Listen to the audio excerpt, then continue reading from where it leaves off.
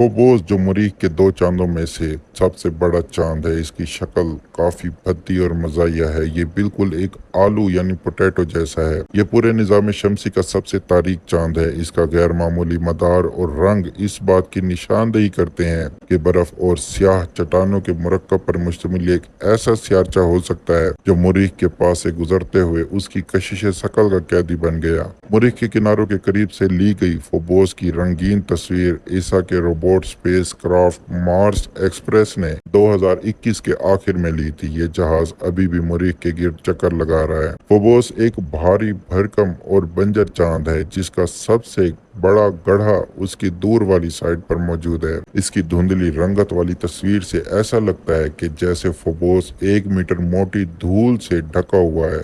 Phobos मरीख के इतने करीब चक्कर लगाता है कि कुछ जगहों से ये दिन में 2 बार उभरता और गरूब होता दिखाई देता होगा, जबकि दीगर जगहों से ये तमाम वक्त बिल्कुल भी नजर नहीं आता होगा। मरीख के गिर्द फोबोस का मदार मुसलसल तंग हो रहा है।